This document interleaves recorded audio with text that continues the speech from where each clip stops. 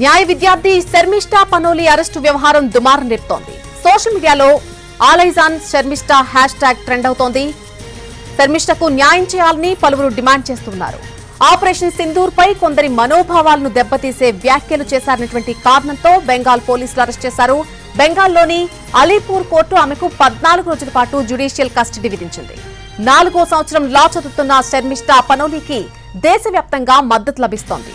AP deputy CM Pawan Kalyan కూడా మద్దతు ప్రకటించారు. శర్మిష్ఠా సోషల్ మీడియాలో ఒక పోస్ట్ షేర్ చేయడంతో ఈ వివాదం మొదలైంది.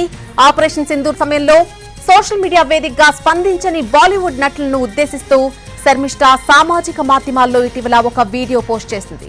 దీనిపై తీవ్ర వ్యతిరేకత వ్యక్తమవడంతో వెంటనే తొలగించి క్షమాపణలు కోరింది. ఈ క్రమంలోనే ఆమెపై పలు ఫిర్యాదులు నమోదు కావడంతో పోలీసులు అరెస్ట్ చేశారు.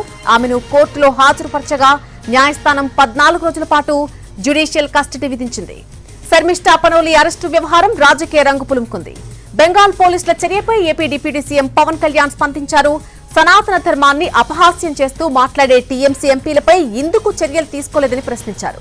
పశ్చిమ బెంగాల్ ముఖ్యమంత్రి మమతా బెనర్జీ సనాతన ధర్మంపై మాట్లాడిన వీడియోను పవన్ కళ్యాణ్ ఎక్స్ లో పోస్ట్ చేశారు. తన మాటలు కొంతమందికి బాధ కలిగించే విధంగా ఉన్నాయని గ్రహించిన శర్మిష్ఠా ఆ పోస్టు వెంటనే తొలగించి క్షమాపణలు కూడా కోరిందని చెప్పారని పవన్ కళ్యాణ్ అన్నారు.